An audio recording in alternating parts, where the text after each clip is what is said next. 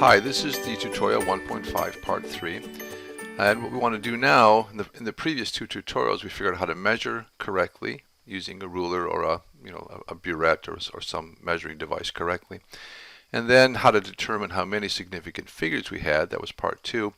And finally now how to calculate with those measured values that we generate. This should be pretty easy to go through. Here's the rule.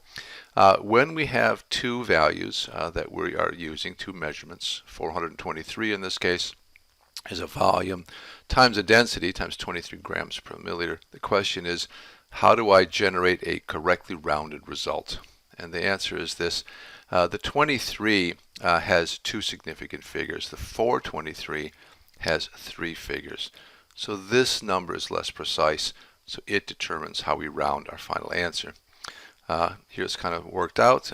We multiply the two numbers. The calculator result is 9,729, but it implies a little bit more, more precision than we actually can warrant from these measurements. So we say, well, we have to round this to two figures because the least precise of these two measurements was the 23. And then the only question is, how do we do that? If we round to two figures, we have to round here to the hundreds place. So these numbers have to become zeros in order to keep the size of the number the same, and just the rounding is going to be affected. So how do we record that? We could say 9,700. That is a little bit ambiguous because people would see the two zeros following after the 7 and think, maybe there were four figures after all. To be less ambiguous, put in scientific notation. Here it is down here. It's 9.7, and then show the size of the number by the power of 10 that follows. This is the best answer. You could also say 9,700 and put zeros in the place of the 2 and the 9. Let's try one more, and that's all there is to this. We have a volume again multiplied by a density. This time the volume has two significant figures. Those leading zeros are not part of the measurement. They just show how small the number is, but they're not significant. So we have two significant figures here and three in the density.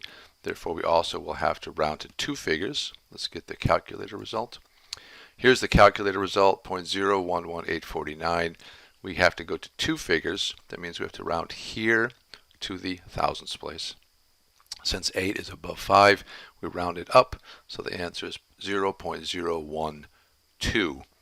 Perfectly fine to write it that way, but it might be better to get in the habit of putting in scientific notation where the number of significant figures is very clearly shown. So this would be 1.2 times 10 to the minus 2. If I move the decimal place over twice, I can tell right away there are two significant figures in this measurement, and the power of 10 tells me how small the number is, that I would have to divide by 100 to get the actual magnitude of the number. That's it. That's all there is for 1.5 part 3.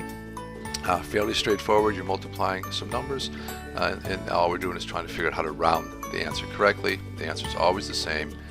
Use the less precise of the 2 or 3 measurements that go into the calculation to determine how to round. Alright, that's it. I'll see you in class and we'll discuss it if we need to. Thanks.